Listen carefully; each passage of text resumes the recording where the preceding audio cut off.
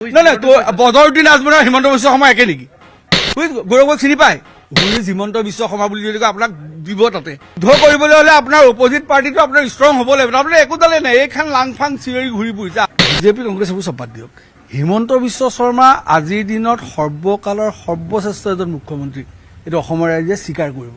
আপুনি উন্নয়নৰ ক্ষেত্ৰত কওক, যিমান যি অসমৰ আন্তঃগাঁথনি আপুনি চাওকচোন, অসমখনৰ এটা কি দিশত গতি কৰিছে সেইটো কাৰোবাৰ দিনত কোনোবাই কল্পনা কৰিছিল নেকি? আপুনি চিন্তা কৰকচোন। আজি উন্নয়নৰ ক্ষেত্ৰতে হওক, বিভিন্ন ক্ষেত্ৰত হিমন্ত বিশ্ব শৰ্মাৰ এগেইনষ্টত গৌৰৱ গগৈ কথা ক'লে নাচাজেতো। হিমন্ত বিশ্ব শৰ্মাৰ শিৰাই শিৰাই অসমীয়া সংস্কৃতি, অসমীয়া ভাষা, অসমীয়াৰ এটা ভৌগোলিক যিটো পৰিৱেশ তাৰ তেওঁ শিৰাই শিৰাই সোমাইছে। আৰু গৌৰৱ গগৈ সময়ত আছে নেকি?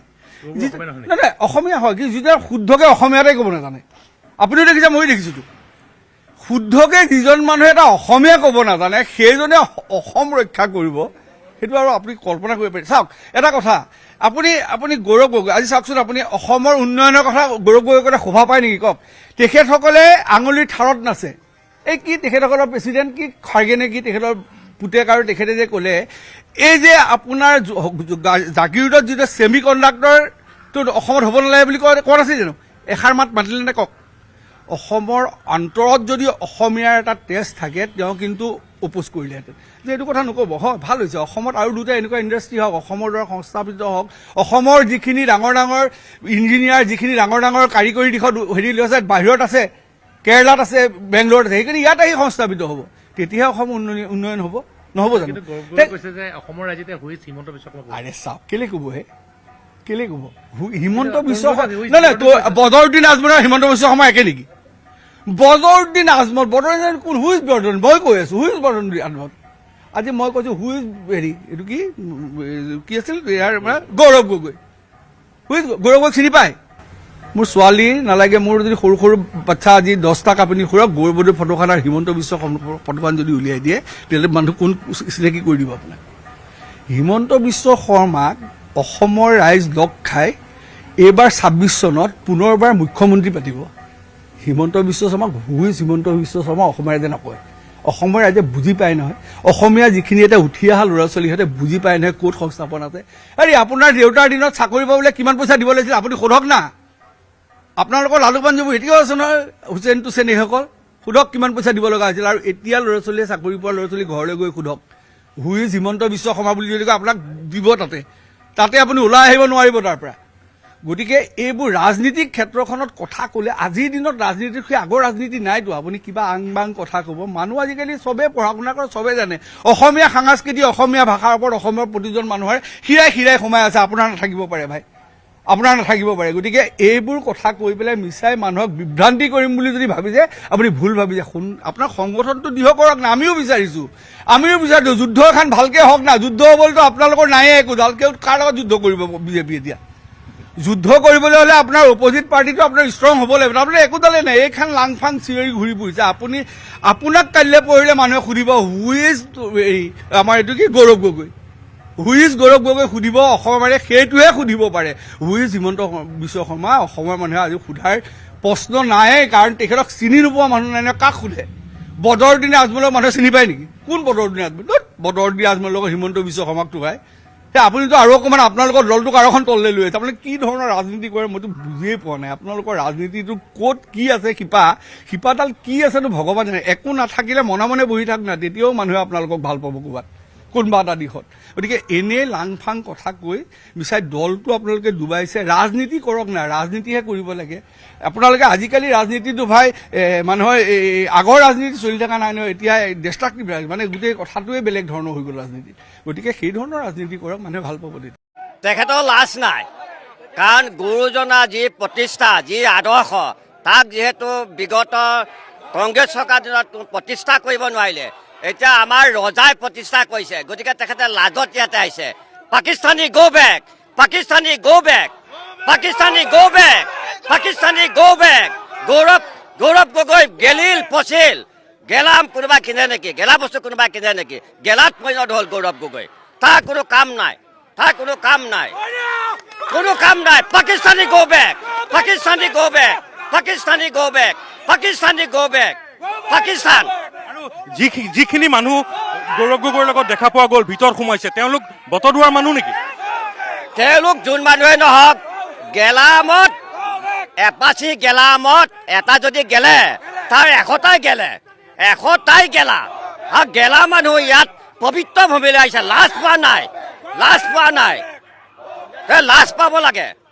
Pakistani go back, Pakistani go back. কোনো ধনী নাই, এটাই ধনী আছে, পাকিস্তানী গো বেক। ইয়াত কোনো স্থান নাই, বটদ্ৰৱা থানত তেওঁ কোনো স্থান নাই।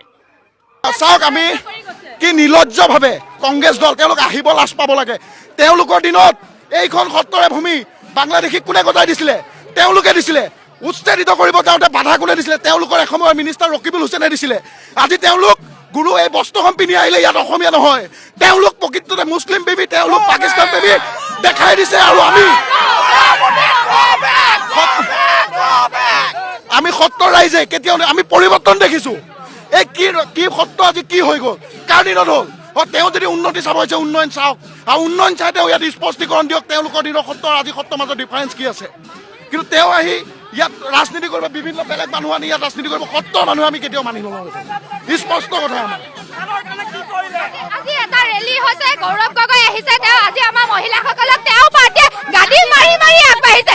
নিৰ্লজ্জ ঘটনা, তেওঁ পাৰ্টীয়ে আজি গাড়ী মাৰি মাৰি আগবাঢ়িছে। বটদ্ৰৱা থানাত যেতিয়া মিয়াই দখল কৰিছিল তেতিয়া ক'লে কৈছিল তেওঁলোকৰ চৰকাৰৰ দিনত যে দখল কৰিছিল তেতিয়া ক'লে কৈছিল। এতিয়া কিয় আহিছে বৰদোৱা থানালৈ? তেওঁলোক লাজ পাব লাগে। মিয়াৰ দালালহঁত পাকিস্তানী এজেণ্ট হয়, আজি আহিছে বটদ্ৰৱাত এনেধৰণে গুৰু জেগাত সোমাবলৈ প্ৰৱেশ কৰিছে, মহিলাৰ ওপৰত প্ৰৱেশ কৰি সোমাইছে, গোটেই মিয়াৰ জাক মিয়ালৈ থানৰ ভিতৰত প্ৰৱেশ কৰি গৈছে।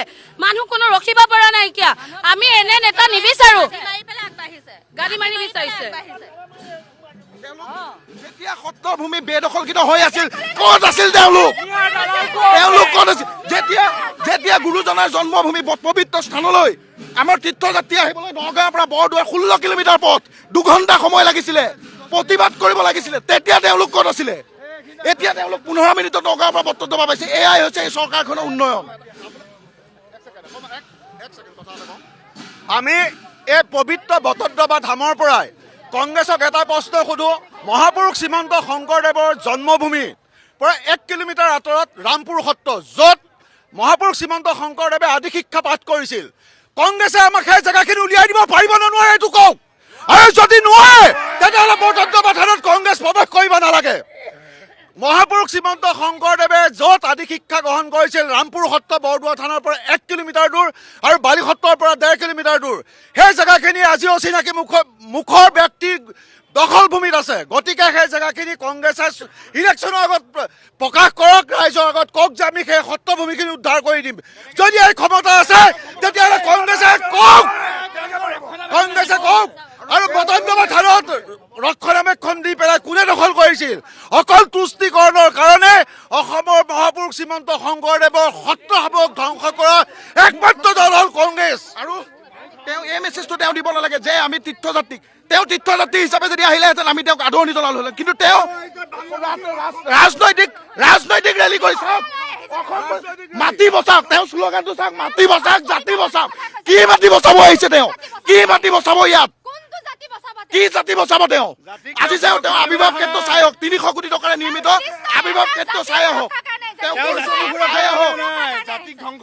জাতি মাটিৰ শ্লোগান কংগ্ৰেছৰ ক্ষেত্ৰত শোভা নাপায়। অসম ভূমিৰ পৰা এটাই তেখেতক আমাৰ কংগ্ৰেছক এটাই কথা, ৰামপুৰ সত্ৰ আমাক লাগে। বাকব বৰ্ডে ভৰি থলে যদি সেয়া বাকব বৰ্ডৰ মাটি হয়, তেতিয়াহ'লে মহাপুৰুষ শ্ৰীমন্ত শংকৰদেৱে বটদ্ৰৱা থানৰ পৰা 1 কিলোমিটাৰ, বালি সত্ৰৰ পৰা মাত্ৰ 1.5 কিলোমিটাৰ যিখন আদি পাঠ গ্ৰহণ কৰিছিল কুণ্ডলী কুলত, সেই জেগাখিনি কংগ্ৰেছে আমাক উলিয়াই দিব পাৰিব নে নোৱাৰে? সেইটো ডাঙৰ প্ৰশ্ন। আজি আমাৰ মুখ্যমন্ত্ৰী মহোদয়ে কেইদিনমান পিছতে অৱগত কৰিবই তেখেতৰ আচল স্বৰূপটো কি। তেখেত যে পাকিস্তানী এজেণ্ট সেইটো সকলোৱে গম পাব। আৰু তেখেত হ'ল বাংলাদেশীৰ ৰক্ষক। ইয়াত তেখেতৰ একো কাম নাই, তেখেত ইয়াৰ পৰা যাবগৈ লাগে। বছ সেইখিনিয়ে কথা। 3জনে বিদেশৰ, গতিকে তেখেত এজনে আমাক ইয়াত একো সহায় কৰিব নালাগে, তেখেতক আমি ইয়াৰ পৰা বিদায় দিছোঁ। কংগ্ৰেছ চৰকাৰৰ দিনত বটদ্ৰৱাত একো হোৱা নাছিলে, একোৱে হোৱা নাছিলে। বিজেপিৰ দিনত যিটো উন্নয়ন হৈছে, উন্নয়ন চাবলৈহে তেখেত গৌৰৱ গগৈ ডাঙৰীয়া দেউতাক 15 বছৰ আজতকাল মুখ্যমন্ত্ৰী আছিলে। তেখেতে বটদ্ৰৱা থানৰ হৈ কি কৰিলে? আমাৰ সৰ্বানন্দ সোণোৱাল অহাৰ লগে লগে আমাৰ ইয়াত প্ৰকল্প অঞ্চলটো সেই তেতিয়া ৰিজাৰ্ভ মানে দখল হৈ আছিল তেতিয়া তেখেতৰ নেতৃত্বত আৰু ইয়াত আঙুলতা বিধায়িকা ডাঙৰী আছিলে তেতিয়া তেখেতসকলৰ নেতৃত্বত এই প্ৰকল্প জেগা বেদখলমুক্ত হৈ ইয়াত প্ৰকল্পৰ এটা নতুন দিগন্তৰ সূচনা বটদ্ৰৱাবাসী ৰাইজলৈ আনিছে। বটদ্ৰৱাবাসী বুলি নহয়, গোটেই অসমবাসী, গোটেই ভাৰত। ধন্যবাদ ভিডিঅ'টো সম্পূৰ্ণকৈ চোৱাৰ বাবে। আৰু এনেকুৱা ধৰণৰ ভিডিঅ' নিতৌ পাই থাকিবলৈ চেনেলটো ছাবস্ক্ৰাইব কৰি ভিডিঅ'টোত এটা লাইক কৰি দিব। আৰু আপোনালোকে কমেণ্টত জনাব যে এইবাৰ আপোনালোকে কাৰ চৰকাৰ বিচাৰে, বিজেপি নে গৌৰৱ গগৈ। ভিডিঅ'টোতো চাই গমেই পালে। ধন্যবাদ।